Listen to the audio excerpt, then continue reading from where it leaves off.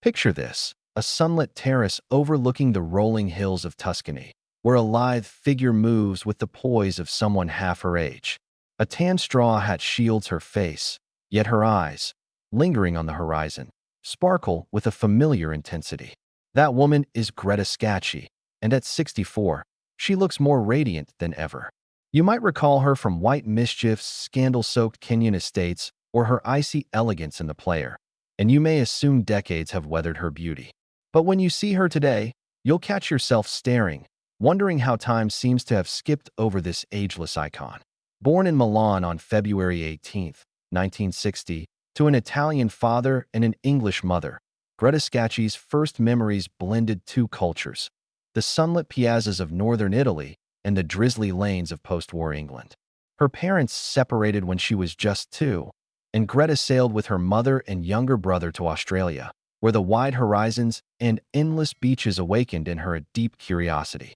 Here, under the Aussie sun, she learned to surf, to run along the sand at dawn, and to see the world as a rich tapestry of possibilities.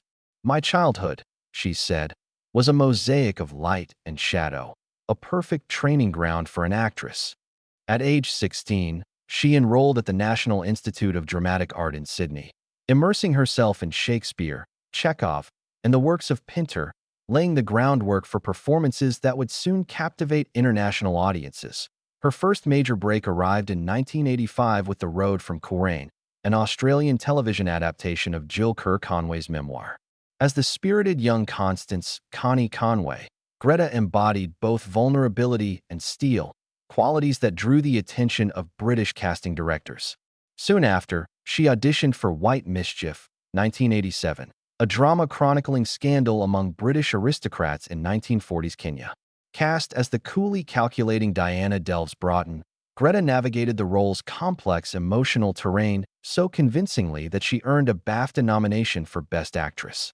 Critics praised her ability to convey simmering desire beneath a veneer of decorum, and audiences were spellbound by her luminous presence. Armed with newfound acclaim, Greta's career exploded across continents. In 1989, she starred opposite Harrison Ford in Presumed Innocent, playing Rusty Sabage's conflicted wife, Barbara. Her ethereal beauty and quiet intensity created an electric contrast with Ford's top performance, cementing her status in Hollywood. That same year, she co-starred with Pierce Brosnan in The Deceivers and appeared in Franco Zeffirelli's Jane Eyre, each role showcasing her versatility, from swashbuckling historical drama to gothic romance. By the early 1990s, Greta was navigating sets from London to Los Angeles, slipping seamlessly between big-budget thrillers and intimate art house films. Yet amid Hollywood glitter, Greta remained rooted in European stage traditions. She returned regularly to London's West End, delivering a searing portrayal of Nora in A Doll's House and a chilling Hester Prynne in The Scarlet Letter. Critics lauded her fearless commitment to text, a hallmark she attributes to her NIDA training. "Theater keeps me honest," she said. "On stage you have no retakes. You live in every moment, and that vulnerability changes you." Those stage appearances also fueled her passion for directing and producing. In 1994, she founded the London-based production company Belladonna Productions, shepherding projects that highlighted women's stories and cross-cultural narratives. During this period, Greta's personal life made headlines too. Her relationships with fellow actors, Clive Owen in the early 90s and Vincent Perez later, both produced son and daughter, grounding her amid whirlwind shoots and red carpets. Motherhood, she later reflected, became her greatest teacher. Nothing readies you for complexity like caring for another's soul. In the late 90s, she relocated to France, seeking a quieter pace. There she embraced environmental activism, partnering with local marine biologists to campaign against Mediterranean overfishing and co-founding a cultural exchange program between French and African theaters. Entering her 50s, Greta Scacchi might have been expected to fade gracefully into supporting roles. Instead, she reinvented herself. In 2004, she starred in The Encounter, a psychological thriller directed by Omer Kaver in Turkey, delivering a performance so visceral that some critics called it her career's finest hour. She followed with The Duchess of Langeais, 2007, on French television, and Anna Karenina, 2012, at the Globe Theatre in London, each turn reminding audiences of her chameleon-like ability to inhabit any epoch or accent. Alongside acting, she directed the award-winning short film Filmifesto, 2015, exploring immigrant identity in contemporary Europe, a cinematic essay that screened at Cannes and won praise for its humane vision. Today, at 64, Greta's routine blends artistic challenge with holistic well-being. She rises before dawn for yin yoga and meditation, practices a pescatarian diet free of processed sugars, and favors Pilates over high-impact workouts. Her skincare regimen? Simple Mediterranean staples, extra virgin olive oil, rosewater mists, and some protective scarves. On recent paparazzi snaps, she's seen strolling through Rome's Trastevere neighborhood in a flowing linen dress, gold hoop earrings, and barefoot on cobblestone. Every bit the timeless beauty she's always been, yet more grounded, more at ease in her own skin. Professionally, her passion burns as brightly as ever. Ahead lies a slate of projects that bridge cinema and activism. A documentary on coral reef restoration in the Seychelles, a lead role in a Netflix drama adapted from an Elena Ferrante novella, and a return to the Shakespeare stage with a modern-dressed Macbeth opposite British stage legend Patrick Stewart.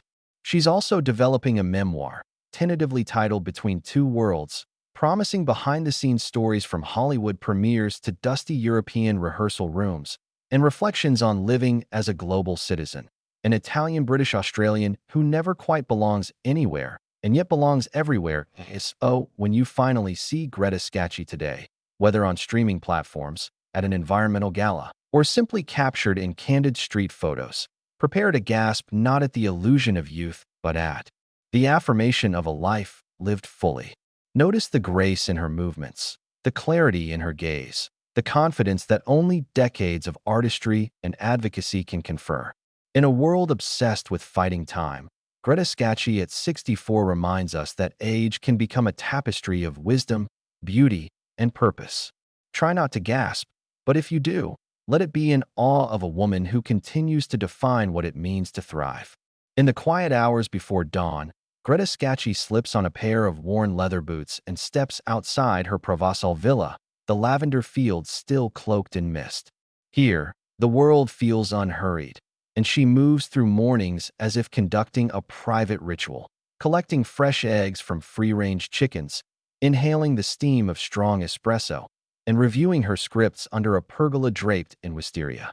Contrast that with her days on white-hot film sets decades ago, when makeup chairs back-to-back with breakneck call times pushed her energy to the brink. Today, her schedule is balanced by intention, hours devoted to meditation and breath work, time spent painting watercolors that capture each season's fleeting light, and afternoons volunteering at a local refugee center where she teaches English through improvised theater exercises. It was here, among displaced families from Syria and Central Africa, that Greta found a new calling.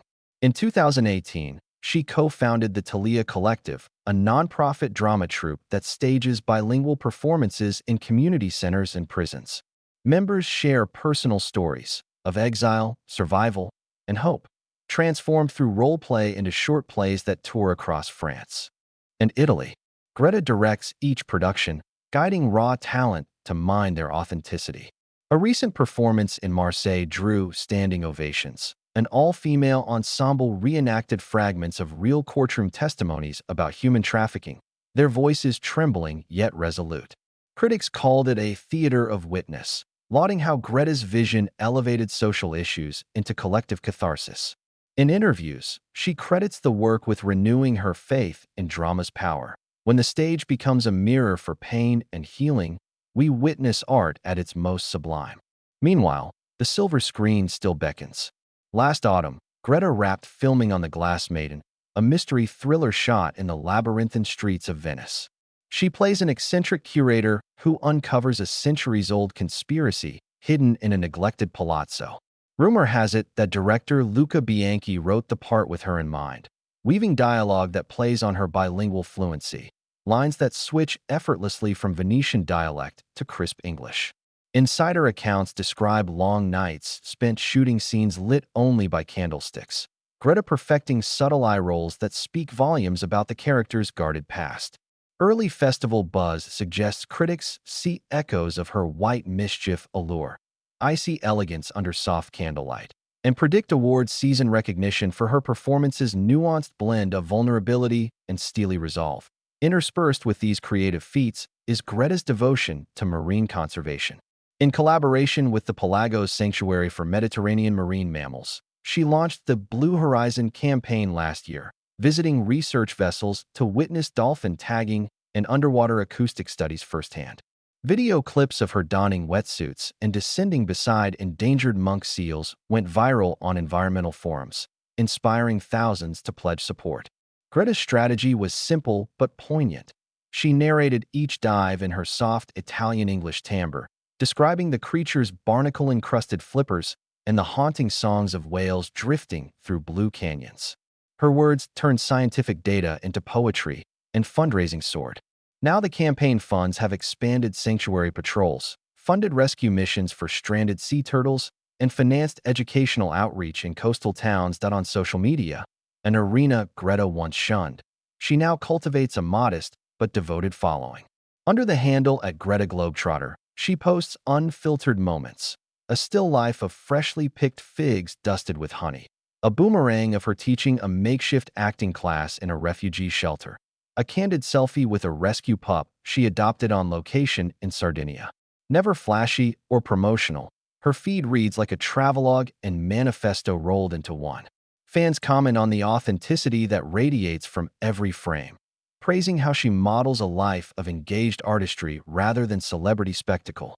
Brands have taken notice. Eco-fashion labels now send her sustainable linen tunics, and artisanal fragrance houses discreetly offer their latest hand-blended scents.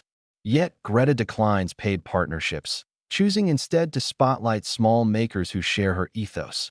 A glassblower in Murano, a goat cheese cooperative in Puglia, a family winery in Chianti that follows ancient biodynamic methods. Her personal life, too, reflects a mosaic of cultures. Splitting time between a restored farmhouse in Provence, a loft overlooking London's Thames, and a trullo in Puglia's olive groves, she learned to navigate multiple homes with the grace of a seasoned diplomat. Letters from fans describe the envy of her postcard-worthy lifestyles, but Greta reminds everyone that each move carries the weight of practicalities.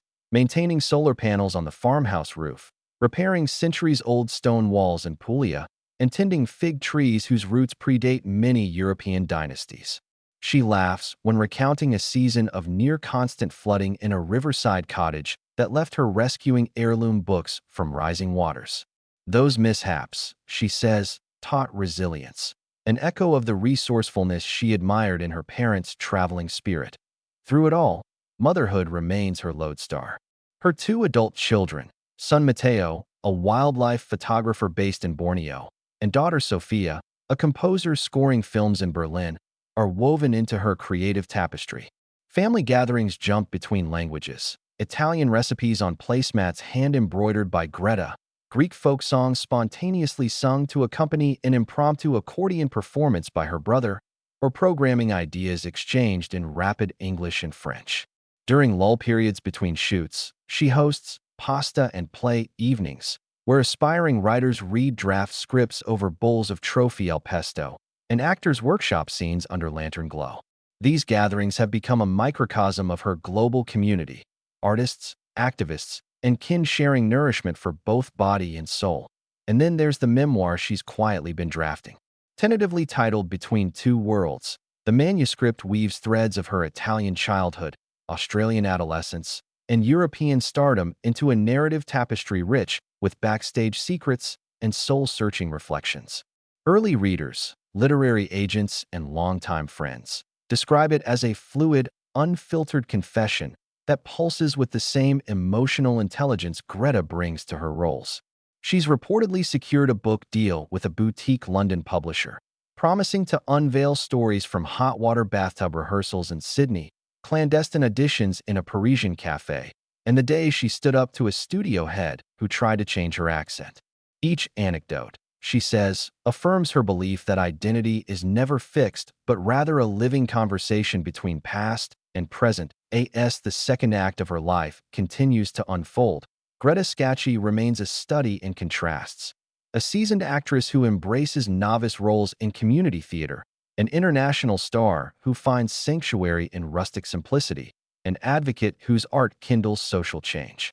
She defies the notion that aging means stepping back.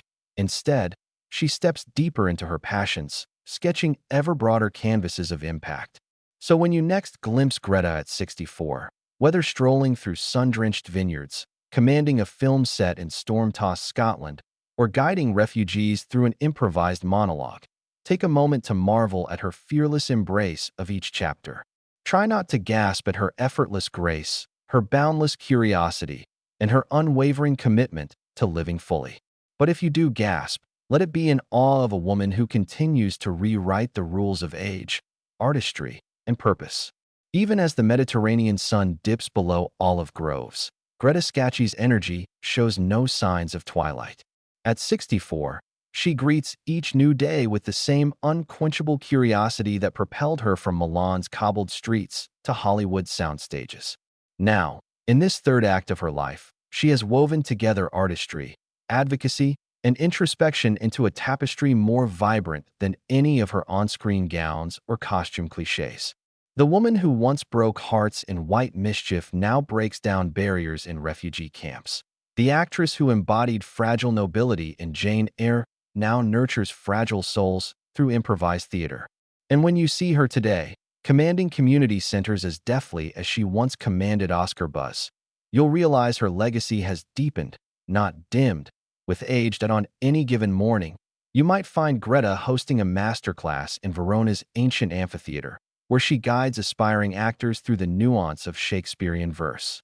Her voice, still melodious, with an undercurrent of European warmth, rides the stones as she demonstrates how a single pause, a tilt of the head, or a shift in breath can transform a line from flat text into living emotion. Students watch, rapt, as she deconstructs a sonnet's iambic pentameter and then reassembles it into a spontaneous, modern cadence. Some admit they flew across continents just for this moment, to witness a living legend reveal the scaffolding beneath her craft, to absorb insights that transcend technique and tap into the soul of performance. In those sessions, Greta is both mentor and muse, forging connections that span generations and nations. Meanwhile, her digital footprint cultivates community rather than clicks. On at Greta Globetrotter, her Instagram bio reads simply, actress, advocate, traveler. Beyond the polished shots of Venice sunsets and red carpets, she shares raw, late-night videos of her journaling by candlelight. In one clip, she pores over calligraphy exercises, ancient Italian proverbs inked in looping script, while soft music drifts in the background. Another shows her stitching together fabric remnants into patchwork banners for an upcoming refugee center performance. Comments pour in from followers who feel invited, not broadcast to. "You make me want to start painting again," writes one. "Thank you for showing that privilege can be a platform," writes another. Greta's online space feels less like a celebrity bulletin and more like a fireside gathering. Intimate, thought-provoking, and grounded in shared humanity. Behind the camera, film preservation has become a secret passion. Greta quietly supports efforts to restore early Italian neorealist classics, funding digital remasters that save celluloid from decay. In a private screening room lined with worn velvet seats, she invites young filmmakers and archivists to experience these recovered gems. As the projector hums to life, images flicker of impoverished post-war streets, a contrast to the opulence of her own career's glossy frames. Greta watches intently, her eyes reflecting gratitude for the artists who captured history's raw edges. Afterwards, she leads a roundtable. How do we ensure these stories aren't lost? How can contemporary cinema honor their legacy? In these dialogues, she cements her role as a guardian of cinematic heritage, ensuring that the medium she loves endures beyond mere box office tallies. Awards and accolades have continued, though she greets each nomination with measured delight rather than hunger. When she received France's Ordre d'Arts et de Lettres last year, she delivered a speech that rippled with humility. "I stand before you not as one who has won, but as one who has been entrusted with roles, with responsibilities, with unforgettable colleagues and characters who became friends." The applause that evening felt less like a tribute to her resume and more like a celebration of a lifetime woven through stages, screens, and sanctuary halls. She accepted the medal with her signature grace, immediately redirecting attention to young artists whose voices she champions: a Nigerian playwright, a Syrian pianist, a Sarajevo filmmaker, all partners in her quest to broaden the canvas of storytelling. Looking ahead, Greta's calendar brims with projects that defy easy categorization. She's slated to star in a 6-part BBC miniseries exploring climate-driven migration, playing a Border Patrol agent whose empathy evolves after she befriends a family of climate refugees. She's developing an audio drama for Audible, reciting letters from women on the front lines of social change, weaving archival news clips into a hypnotic tapestry of hope and resilience. And in her most ambitious undertaking yet, she's adapting Elena Ferrante's Neapolitan novels for the stage, directing and co-starring in a bilingual production that traverses Italy's shifting social landscapes over 50 years. These endeavors reflect her refusal to settle into any one box: actress, director, activist.